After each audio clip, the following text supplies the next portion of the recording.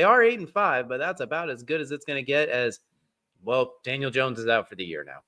The torn Achilles, broken leg simultaneously. Riley Leonard now has a knee injury. He is very much questionable. Anthony Richardson still has a broken face from 2 months ago. He's probably not playing this year, as he should, and it sounds like he almost had some serious eye damage, so don't put him in at this point. Who are you going to call? Apparently Grandpa Ghostbusters is Phillip Rivers onto the practice squad and a very real chance to play this week, as the reports say. So if you can't innovate, go back in time, I guess. Like if it's the future's not bright, just go back to what you know. What I will say with this one before we get into it, this is embarrassing on all counts. This is the same team that brought in Jeff Saturday off the TV desk a couple years ago. They can't just suck normally. They have to find unique ways to suck. There's 2 more for the counter to just be embarrassing. However, all things considered, when you talked about we were this move not happening away from seeing Tyler Warren at quarterback, which would be hilarious, but I don't think we should do that. Phillip Rivers has a son older than Tyler Warren, by the way. Just throwing that out there. This kind of makes sense in a really ass-backwards type of way, considering Phillip did work with Shane Steichen in Los Angeles / San Diego. They actually apparently talk every week because they run the Phillip Rivers high school team runs the same offense. So from the mental standpoint, it makes the most sense in the world, because you're talking about bringing a guy on Tuesday to potentially play Sunday. Obviously, the physical part of that's a mess, but mentally, how many guys we talked about the Baker Mayfield coming in off like 48 hours notice and playing a game for the Rams, like how asinine that was. This is not too far behind when you think about it. The difference is this guy's 45 years old. You're prying a middle-aged man away from his family at Christmas time to go play the Seahawks in Seattle. This is elder abuse when the pass blocking offensive line has been average-ish this year. It has not been very strong, and you're starting right tackles in concussion protocol. You're going to be out year 2 starting. Take the Seahawks to cover. We'll leave it. I don't know what the number is, but we're going to take the Seahawks to cover. I don't care what the number is. JSN, take the overs, but this is the mess, but it's hilarious. At least it's going to be funny. That's all we got at this point. Yeah, I'm looking forward to all the dag nabbits and the gosh darn it's. Because he's going to be mic'd up this week. Like, there's no doubt in my mind he is the guy that's mic'd up. I want him and Shane mic'd up. I want them side by side with their gosh gone at gollies simultaneously. But I mean, it's not like Phillip Rivers ever predicated his game off of being mobile or athletic or anything to do with physicality. Even his throwing motion reeks of inathletic. Yeah. It reeks of, you know what? I'm just getting this from my hand to their hand and letting them go make plays. That's what he does well. And that's what he's always done well. And the things that hurt him was when he was asked to hold the ball for longer than 2.5 seconds. That's when it hurt him. And it's because he's not athletic. He can't run away. Well, guess what? I'm not asking him to hold the ball for longer than 2.5 seconds. You don't need to go sling 40-yard bombs. It would be great if you could, but you could set those up. You have JT.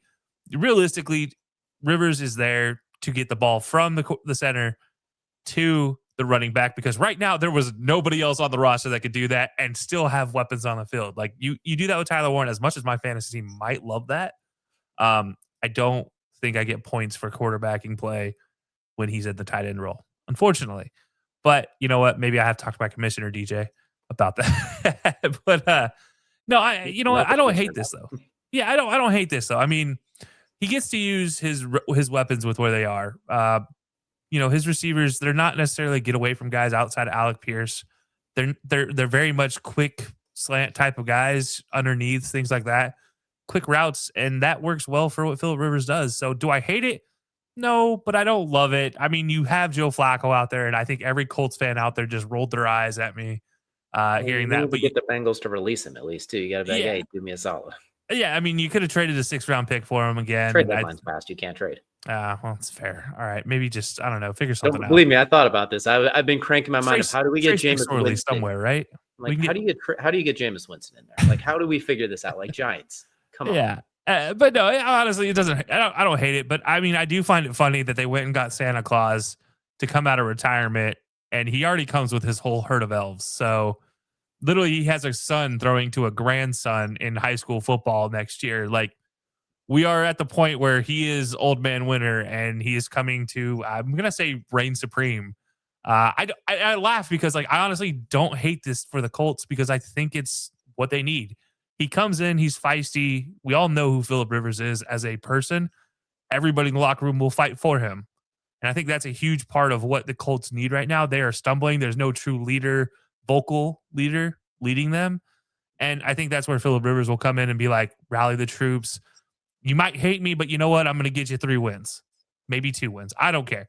He's going to get some wins. There are going to be at least one more win in the column by the time Phillip Rivers is done this season. And you put that wherever you want to put that. But I don't hate it, man. There's still plenty of weapons for the Colts. And really, all of their problems are not necessarily quarterback problems. Most of their problems are, where did your defense go? Because it was good in the first 6 games of the season. And right now it's like, hey guys, it's Christmas time. Come play. You need to get a Christmas present other than Cole, right? So yeah, I don't know. We'll see, but I don't know. I'm excited to see Old Man Winter come back, and he gets to ply his trade in a dome, so it's not like he gets the old man shakes either from being out in the snow. Granted, Seattle is going to be cold this weekend, so good luck with that. But I'm not worried for real. To be fair, the season was already kind of over regardless. Like, it was over 2 weeks For ago you. when, in theory, it was. I think anyone who's seen that any of these Daniel Jones or the Colts play the last few years, they knew it was over after you lost to Kansas City. After you really lost to Pittsburgh, like at that point, it's like, this is going to go downhill. However, he does know the game. Like, he is going to be one of the, as we've learned from Aaron Rodgers, Matthew Stafford, those guys from the golden age of quarterbacks. They can still go out there and find it because they understand the game mentally as well as anybody, and they literally 0 athletic traits whatsoever to his game. So as long as he can still throw it without his arm falling off, and he can not get assaulted, basically, if they could just keep him from getting assaulted, I think he could at least move the ball in ways where they might back-ass their way into a win or two. Not this week, of course. This week they're getting cooked. But after that, maybe you steal one against Jacksonville or the 49ers. So, like, there's an ass backwards way they could trip face first up the stairs into 10 wins still. Unlikely, but there is a chance in heck. Yeah, and I'll also add this. I also don't, first of all, I don't think we've ever had 3 quarterbacks starting that are over the age of 40 or older at any point in the modern game. But I think it's worth conversating about what is the modern football game today. And obviously we'll talk about this a little bit later when we talk Heisman stuff, but quarterbacks in today's day and age aren't asked to throw for 300 yards anymore. The last great ones to do it, you named them. Aaron Rodgers, Joe Flacco, Phillip Rivers are still playing, Matthew Stafford. 4 guys those are the guys that used to go out there and try to hit 400, 500 yards a game. Today's quarterbacks can get away with 150 yards. Just don't turn it over. You get 1 touchdown. Like, you have a running game. You hold the ball for 8 possessions if you get lucky in a game. Like, I think of all the possible scenarios that the Colts could have gone through. I still don't think this team's over with. I think there's more fight. I think the core of this team has had too many letdowns in the past to just accept that, hey, we were just killing it. Like, let's just fall off the face of the map. Like, I don't think they're that team. This is a team that rallied from being 2 wins into the season and almost making the playoffs 2 years ago, 3 years ago, whatever it was. And so I think this is one where, honestly, man, I'm actually kind of excited because at least it's going to be entertainment. Whatever it's going to be, it's going to be the most entertaining thing we ever see. And you know what? Maybe we get the return of the RTDB hat from Quentin Nelson, because I need that. I need that in my life.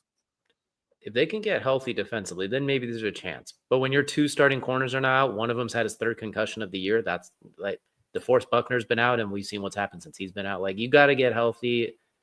We'll see. It's good. Like you said, it's going to be fun and interesting. It's going to be a wintry game in Seattle, and that's the important part, because I think that evens out Sam Darnold's abilities for a little bit.